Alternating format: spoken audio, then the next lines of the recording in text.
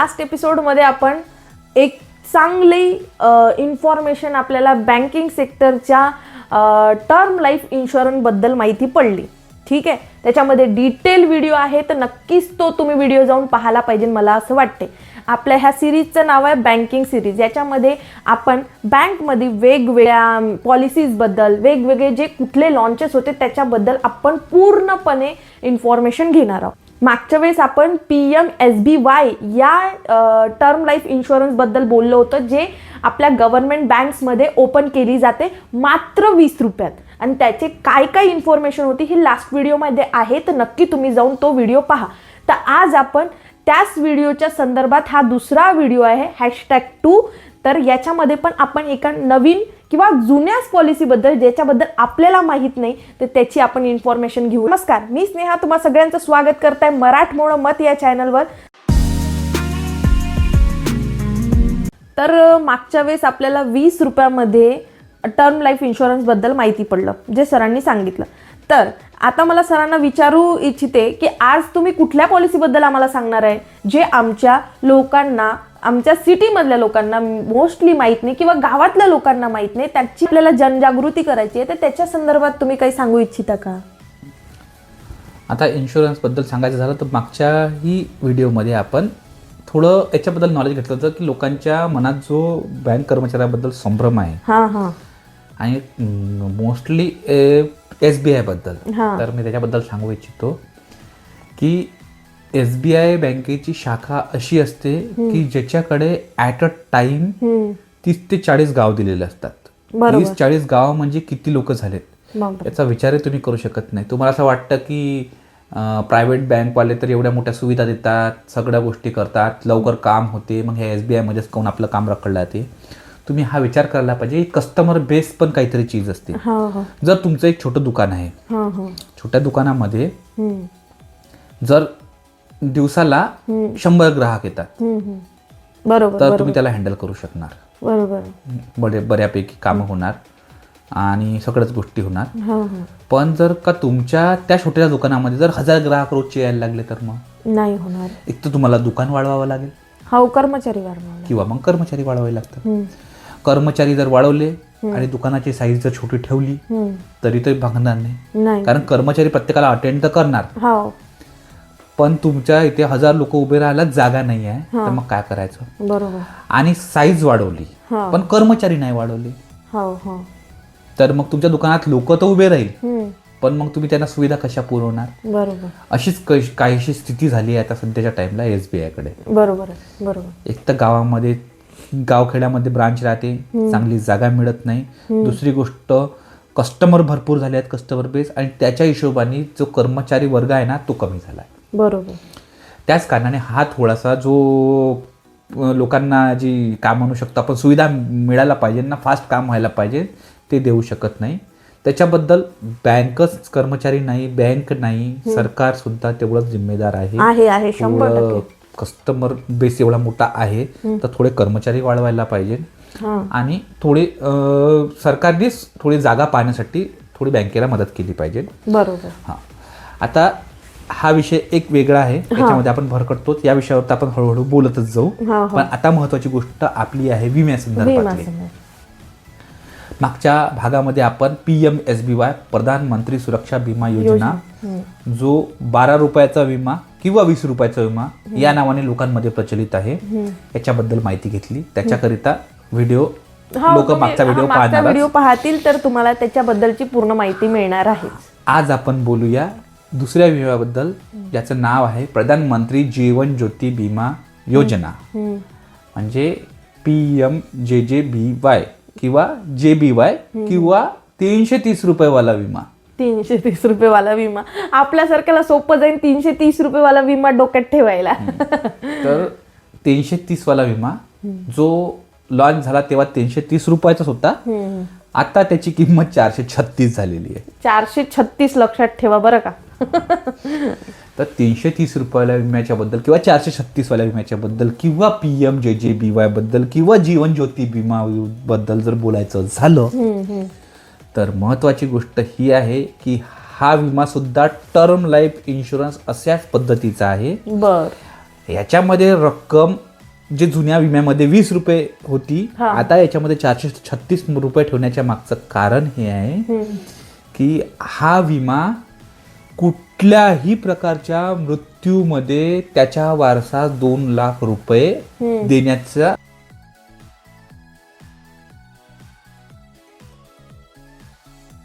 लाख रुपयाची रक्कम अदा करतो. हो का? कुठल्याही प्रकारचा मृत्यू म्हणजे सुसाइडल मृत्यूसाठी सुसाइडल असो हं. किंवा तुमचा नॅचरल मृत्यू असो, कुठल्या बिमारीने गेला अच्छा, असो, अच्छा, दारू अच्छा. पिऊन गेला असो, लिव्हर खराब होऊन गेला असो किंवा ऍक्सिडेंटली जरी गेला असो, तरी तुम्ही या विम्या अंतर्गत कव्हर घेऊ शकता 2 लाखाचं. अच्छा. याच्यामध्ये महत्वाची गोष्ट बोलायचं झालं तर जसं अपंगत्वाबद्दल होतं की 2 लाख रुपये 1 लाख रुपये मिळणार, जो सुरक्षा विमा योजनेमध्ये होतं, याच्यामध्ये तसं नाही. याच्यामध्ये तुम्हाला सरसकट जर तुमचा मृत्यू झाला तर फॅमिलीला 2 लाख रुपये मिळतात. आणि अपंगत्व आला तर अपंगत्वासाठी सुरक्षा विमा योजना आहे. याच्यात नाही मिळत काय? म्हणजे हा इनडायरेक्टली बोलायचं म्हटलं तर हा टर्म लाईफ इन्शुरन्स आहे. तो गेल्यावरच तुम्हाला मिळणार. तुम्ही कुठल्याही पद्धतीने समाप्त झाले तर तो तुमच्या फॅमिलीला मिळणार आहे.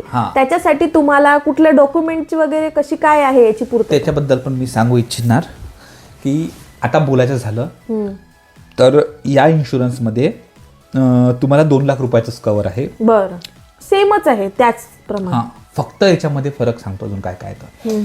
पहिली गोष्ट तर प्रीमियमचा फरक आहे की 436 रुपये लागणार. बरोबर. 2 लाख रुपयाचं कव्हर आहे. दरवर्षी. तिसरी गोष्ट म्हणजे या विम्यासाठी एनरोल करण्याकरिता तुमचं वय 18 वर्ष ते 50 वर्ष याच्या दरम्यान असायला पाहिजे.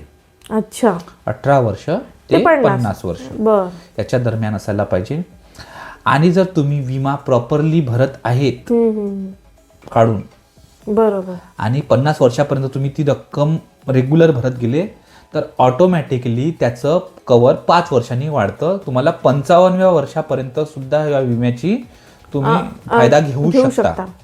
पण जर तुम्ही तुटक करत असेल, म्हणजे विमा काढला मग 2 वर्ष नाही भरला, मग 3ऱ्या वर्षी भरला, तर मग त्याच्यामध्ये तुम्हाला ह्या गोष्टीचं कव्हर मिळणार नाही. तुम्ही 50 वर्षापर्यंतच बाध्य राहाल त्याचं कव्हर घेण्याकरिता. अजून याच्यामध्ये काय आहे की तुम्ही जेव्हा हा विमा काढता, जसा सुरक्षा विमा योजनेचा विमा जर काढला तर त्याच दिवसापासून तुम्हाला कव्हर चालू होतं. याच्यामध्ये काय होतं की जर तुम्ही एखादा विमा काढला तर त्याच्या पहिल्या 30 दिवसामध्ये जर तुम्हाला काही झालं तर या विम्या अंतर्गत तुम्ही ते कव्हर घेऊ शकत नाही. पण जर ऍक्सिडेंटली काही झालं तर तुम्ही या विम्यामध्ये कव्हर घेऊ शकता, पण ऍज अ ऍक्सिडेंटल विमा, ना की तुमचा जो जीवन ज्योती विमा आहे याच्या अंतर्गत. म्हणून हा विमा काढल्याच्या पहिल्या 30 दिवसात जर मृत्यू झाला तर तुम्हाला फक्त ऍक्सिडेंटली झाला तरच मिळणार, अदरवाईज तुम्ही याचा क्लेम करू शकणार नाही. पण या विम्याचा फायदा मग हा आहे की एकदा का 30 दिवस संपले की तुम्हाला या विम्याचं कव्हर घ्यायला कोणीही अडवू शकत नाही. आणि याचा फायदा असा की हा कुठल्याही प्रकारचा नॅचरल मृत्यू सुद्धा कव्हर करतो. आणि याच्यामध्ये डॉक्युमेंटेशन जे आहे विम्याचं, म्हणजे जे क्लेम करण्यासाठी लागतं, ते सगळ्यात सोपं आणि सगळ्यात बढिया आहे. ते म्हणजे इथे फक्त आणि फक्त डॉक्युमेंटच्या नावाखाली जो मयत व्यक्ती आहे त्याचा मृत्यूचा दाखला, बरोबर, त्याचे आधार कार्ड पॅन कार्डची झेरॉक्स म्हणजे KYC डॉक्युमेंट्स, त्याच्या पासबुकची झेरॉक्स, आणि त्याच्या जो कटोती झाली आहे त्या कटोतीची एक झेरॉक्स, जे तुम्ही बँकेत मागितली तरी मिळून जाईल. मागच्या व्हिडिओमध्ये पण सांगायचं राहून गेलं की तुमच्याकडे जर कटोतीची झेरॉक्स नसेल तर बँकेच्या कर्मचाऱ्यांना जाऊन भेटायचं, त्यांना सांगायचं की माझ्या वडिलांचे पैसे कटले आहेत का, तुम्ही चेक करा. ते चेक करणार, त्यांना म्हणायचं की मला स्टेटमेंट द्या, ते स्टेटमेंट सुद्धा देणार. आणि स्टेटमेंट काढल्यानंतर त्याच्यामध्ये कटोतीची रक्कम आहे ती हायलाईट करायची, ते स्टेटमेंट एक द्यायचं. जो नॉमिनी आहे किंवा वारसदार आहे, बरोबर, त्याच्या आधार कार्डची झेरॉक्स, पॅन कार्डची झेरॉक्स म्हणजे KYC डॉक्युमेंट, आणि त्याच्या पासबुकची झेरॉक्स, त्याच्यामध्ये त्याला ते पैसे जमा करायचे. ह्या गोष्टी अनिवार्य आहेत. अच्छा, या गोष्टी इझिली मिळून पण जातात. ठीक आहे. आणि राहिली गोष्ट अजून एक लागतं त्याच्यामध्ये डॉक्युमेंट, ते मी मागच्या वेळेस सांगितले 2 डॉक्युमेंट, म्हणजे जे बँकेतून एक डिस्चार्ज फॉर्म असतो आणि एक ऍप्लिकेशन फॉर्म असतो. त्याच्या व्यतिरिक्त एक COI, सर्टिफिकेट ऑफ इश्युअन्स, हे सुद्धा लागतं, जे तुम्ही स्वतःही काढू शकता किंवा बँकेमधल्या कर्मचाऱ्यांना सांगून त्यांच्याकडून पण मागवू शकता. ते पहिले बँकेतून द्यायचे तुम्हाला सर्टिफिकेट ऑफ इश्युअन्स. आता तुम्ही ते जनसुरक्षा पोर्टल आहे, जनसुरक्षा.in, त्या पोर्टलवर सुद्धा काढू शकता, पोर्टलवरून. आणि तुमचा क्लेम सुद्धा त्याच पोर्टलवरती आता टाकावा लागतो. आता 330 रुपयेवाल्या विम्याच्या बद्दल बोलायचं झालं तर हा विमा अशा लोकांच्यासाठी फायदेमंद आहे की ज्याचं वय 18 वर्षाच्या वरती आणि 50 वर्षाच्या खाली आहे, आणि याचा जर परिवारातल्या या व्यक्तीचा जर मृत्यू झाला तर मग काय होतं की हा जो व्यक्ती आहे 18 ते 50 वयोगटातला, हा कमावता व्यक्ती असतो, याच्या भरोश्यावर त्याच्या कुटुंबाचा उदरनिर्वाह चालतो. म्हणून जर ह्या कमावत्या व्यक्तीला काही झालं तर मग त्या फॅमिलीवर काहीतरी दडपण यायला नको, म्हणून सरकार ही 2 लाख रुपये त्या फॅमिलीला देते. आता याच्यामध्ये फायदा अजून असा आहे की जर आपण एखाद्या व्यक्तीचा असा 330 रुपये म्हणजे 436 रुपयाला जर विमा काढला तर याच्यामध्ये कुठल्याही प्रकारचं मेडिकल सर्टिफिकेटची तुम्हाला गरज पडत नाही, जे तुम्हाला अदर कुठल्याही टर्म इन्शुरन्स मध्ये पडते. Without medical certificate. म्हणजे काही लोकांचं कसं राहतं की कुणी व्यक्ती दारू पितो, कुणाला हार्टचा प्रॉब्लेम असतो, कुणाला काही असतं, कुणाला काही असतं, पण याच्यामध्ये मेडिकल सर्टिफिकेट नसल्या कारणे आपण त्या व्यक्तीचा सुद्धा विमा काढू शकतो आणि त्या व्यक्तीचा सुद्धा क्लेम घेऊ शकतो, जे प्रायव्हेट कंपन्या अशा व्यक्तीच्या मृत्यूला नाकारणार. म्हणून आपण हा विमा जो सरकारने आपल्याला दिला आहे आणि कमी पैशामध्ये फक्त आणि फक्त वार्षिक 436 रुपयामध्ये जर दिला आहे, 436 रुपये पकडले तर दिवसाला ₹1.25 सुद्धा होत नाही. पण एवढूशा माझं मत हेच आहे की तुम्हाला जर शक्य होत असेल आणि तुमचं वय 18 ते 50च्या वयोगटातलं असेल तर तुम्ही 436 वाला विमा काढायलाच पाहिजे. त्याच सोबत तुम्ही 20 रुपयेवाला विमा सुद्धा काढायला पाहिजे. अजून मी सांगू इच्छितो की जर तुमच्या नावावरती 436चा म्हणजे प्रधानमंत्री जीवन ज्योती विमा योजना आणि 20 रुपयाचा म्हणजे प्रधानमंत्री सुरक्षा विमा योजना, या दोन्ही प्रकारचे विमे जर असेल ना, आणि जर तुमचा अपघाती मृत्यू झाला तर तुम्ही या दोन्ही प्रकारच्या विम्यांचा क्लेम ॲट अ टाइम करू शकता. म्हणजे तुम्ही 4 लाखासाठी इन्शुअर्ड होता फक्त आणि फक्त 456 रुपयामध्ये वार्षिक. जे कटणार कधी तुमचे वर्ष, मी सांगितलंच आहे की काही बँकांमध्ये मे महिन्याच्या 20 तारखेपासून 31 तारखेच्या मध्ये, तर काही बँकांमध्ये ज्या दिवशी पहिलं प्रीमियम तुमचं कटलं होतं त्याच दिवशीपासून. तर तुम्ही थोडंसं जागरूक व्हायचं, थोडं बँकेमध्ये या गोष्टीबद्दल विचारपूस करायची.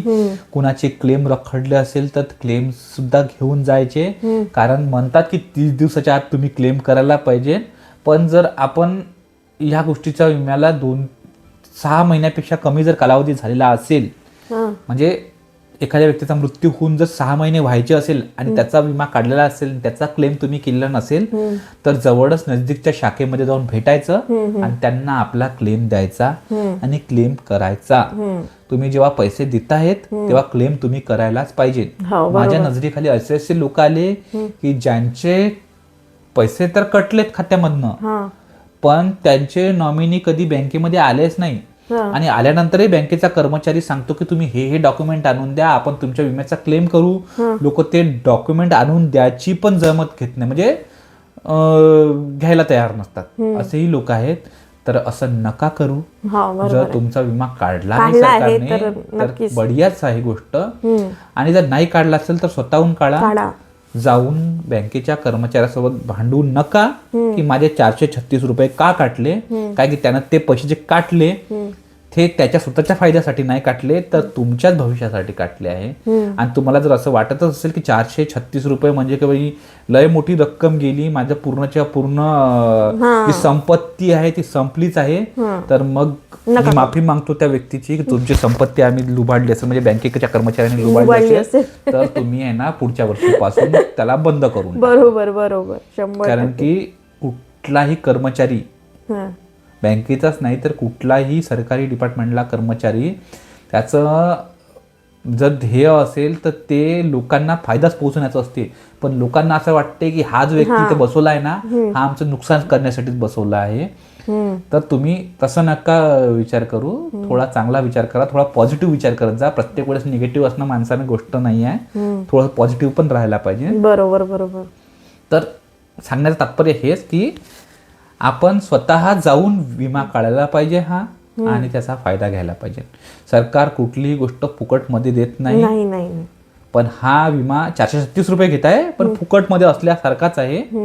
कारण की याच्यामध्ये कसं आहे, तर तुम्ही दुसऱ्या टर्म इन्शुरन्स बद्दल जर याला कम्पेअर केलं तर 2 लाखासाठी 436 रुपये भरपूर होतात, हे पण मी मान्य करतो. बरोबर, भरपूर होतात, पण याच्यामध्ये कुठल्याही प्रकारचं मेडिकल सर्टिफिकेट लागत नाही आणि कमी रकमेमध्ये छोट्या फॅमिलीसाठी कमी रुपयाचा विमा निघून जातो. तर त्याचा लाभ घ्या. वर्षाला 436 रुपये काहीच नाही, कारण की काही काही पॉलिसी बाजारवर वगैरे वेगवेगळ्या साईट्सवर विमे आहे जे सुरुवात होतात 336. त्यांचं जे क्लेमची पण अमाऊंट असते ती जास्त असते, त्याच्या हिशोबाने पाहतो मला 436 रुपये जास्त होतात. पण माझं म्हणणं हेच आहे, कमीत कमी मध्ये 436 देऊन जर आपल्याला एक टर्म इन्शुरन्स टाईपचा विमा मिळत असेल आणि 2 लाखाची रक्कम जी कमी नाही, तर ती घ्यायचीच. दुसरी गोष्ट, जर तुमच्याकडे ॲट अ टाइम 436 आणि 20 रुपयावाला विमा असेल ना, तर दोन्हीही क्लेम करू शकता. जर ऍक्सिडेंटली काही झालं तर, म्हणजे जवळजवळ 4 लाखाला तुम्ही हे असतात, 4 लाखासाठी तुम्ही क्लेम करू शकता, एलिजिबल असतात.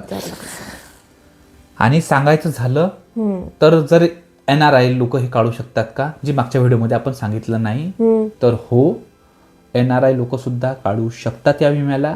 फक्त क्लेमची रक्कम त्यांना इंडियन रुपीज मध्येच मिळणार त्याच्या नॉमिनीला. ठीक आहे. आता आपण ही जी आपली प्रधानमंत्री जीवन ज्योती विमा योजना पॉलिसी आहे याच्याबद्दल रिकॅप घेऊया. बरोबर बरोबर.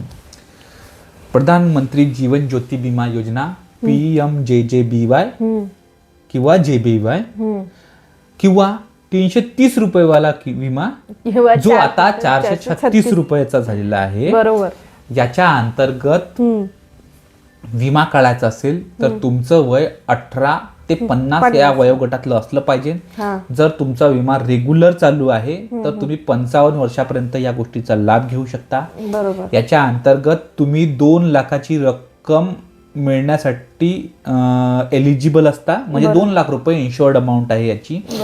ही 2 लाख रुपये तुम्हाला कुठल्याही प्रकारच्या मृत्यूला म्हणजे इन्शुरन्स देते.